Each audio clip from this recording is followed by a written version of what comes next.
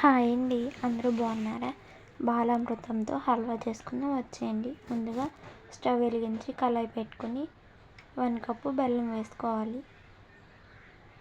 బెల్లం వేసుకున్నాం కదండి, అదే కప్పుతో 2 కప్స్ వాటర్ కూడా వేసుకోవాలి.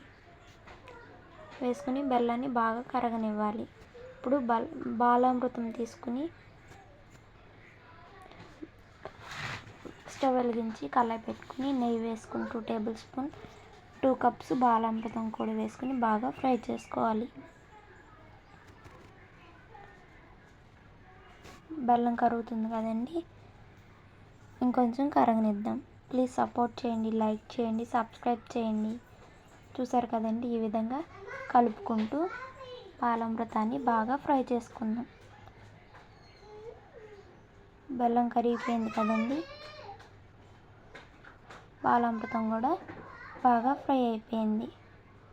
ఈ విధంగా ఫ్రై అయిపోయిన తర్వాత బెల్లం కరిగిపోయింది కదండి, ఆ బెల్లం పాకాన్ని కూడా బాలామృతం పిండిలో వేసుకుంటూ కొంచెం కొంచెం ఈ విధంగా కలుపుకోవాలి.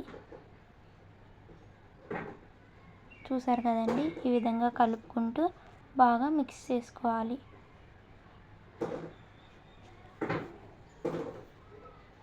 ఈ విధంగా ఉండలు కట్టుకోకుండా బాగా కలుపుకుంటూ తిప్పుకుంటూ 1 టేబుల్ స్పూన్ నెయ్యి కూడా వేసుకుని